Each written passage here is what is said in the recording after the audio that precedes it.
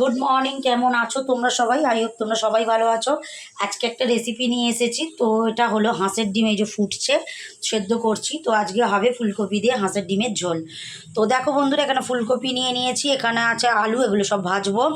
আর এখানে আছে পেঁয়াজ আর টমেটো কুচিয়ে নিয়েছি, এখানে নিয়ে নিয়েছি আদা আর রসুন বাটা, এখানে কাশ্মীরি লঙ্কা গুঁড়ো আছে, এখানে আছে জিরে গুঁড়ো, এখানে নুন, এখানে আছে এমনি শুধু লঙ্কা গুঁড়ো, আর এখানে আছে তোমার হলুদ।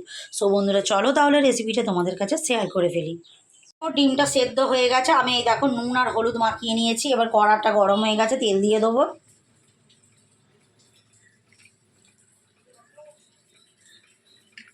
তো তেল দিয়ে দিলাম, প্রথমে ডিমগুলো ভেজে নেব, তারপরে আলু আর ফুলকপি ভেজে নেব।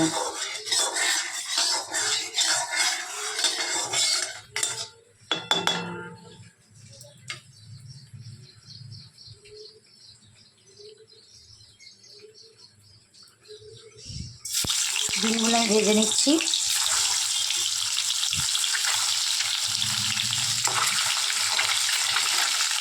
এখানটা ডিমটা একটুখানি ছাড়া থেকে ছেড়ে গেছে, বেশি শক্ত করে ভাজবেন না ডিম, তাহলে খেতে ভালো লাগবে না। আমি ভেজে নিয়ে তুলে নিলাম। তো এই দেখো, এই তেলের মধ্যে দিয়ে দিচ্ছি যে ফুলকপি আর আলুটা ভেজে নেব। তোমরা চাইলে আলুটা একটুখানি ছোটো করতে পারো, যেহেতু চন্দ্রমুখী আলু আমি একটু বড় বড় করেই দিয়েছি। তো ফুলকপি আর আলুটাকে এরকম লাল করে তোমরা ভেজে নেবে। দেখো, লাল করে আমার ফুলকপি আর আলুটা ভাজা হয়ে গেছে।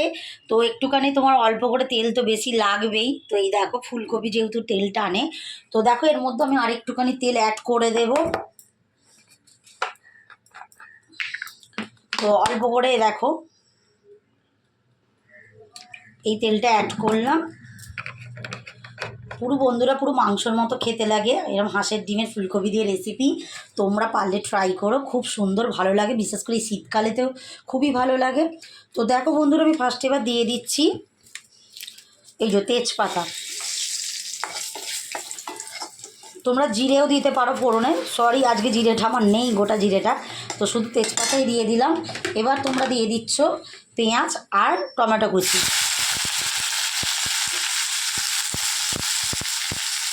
যেহেতু গুঁড়ো জিরে আছে, আর ফোড়নের জন্য আমি তোমাদের বললাম জিরে, গোটা জিরে দিতেই পারো। তো এই পেঁয়াজ আর টমেটোটাকে নরম করে একটু ভেজে নেবে। দেখো ভাজা ভাজা হয়ে গেছে, নরম হয়ে গেছে পেঁয়াজ আর টমেটোটা। এর মধ্যে দিয়ে দিচ্ছ আদা রসুনের পেস্ট, তারপরে এর মধ্যে দিয়ে দিচ্ছ লঙ্কা গুঁড়ো, এটা দিলাম কাশ্মীরি লঙ্কা গুঁড়ো, এটা আমি শুধু লঙ্কা গুঁড়ো দিচ্ছি। এটা দিলাম ধনে গুঁড়ো, এটা দিচ্ছি জিরে গুঁড়ো। অল্প অল্পই দেবো বন্ধুরা, বেশি ঘন মশলার দরকার নেই। তারপরে দিচ্ছ তোমাদের আন্দাজ মতো দিও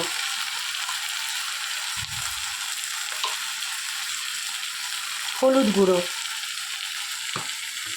তারপরে দিয়ে দিচ্ছ সামান্য চিনি। চিনিটা আমি স্বাদের জন্য দিলাম। তো চলো ভালো করে আমি এটাকে যতক্ষণ না তেল ছেড়ে আসছে কষিয়ে নেব। তেল ছেড়ে দিয়েছে, আমার মশলাটা ভালো করে কষানো হয়ে গেছে।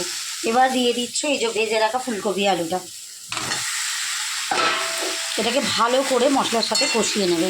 তারপর দিয়ে দিচ্ছ তোমরা আন্দাজ অনুযায়ী তোমরা যারা নুন দেবে, অল্পই নুন দেবে, তোমরা সবাই জানো।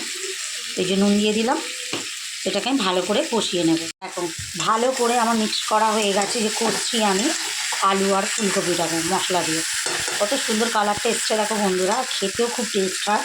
তোমরা পারলে ট্রাই করো বাড়িতে, দারুণ লাগে। দেখো কষানো হয়ে গেছে, এবার আমি দিয়ে দেবো জল। পরিমাণ মতো জল দেবে, যতটা এর।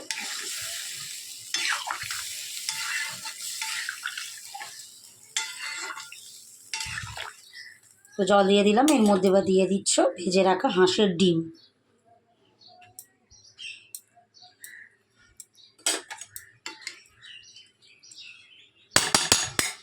চলো আমি জল দিয়ে দিলাম, এবার এটাকে আমি স্টিমে হতে দেব। তারপর আসছি। তো বন্ধুরা 3 থেকে 4 মিনিট পর ফিরে এলাম। তো দেখি কতটা হলো।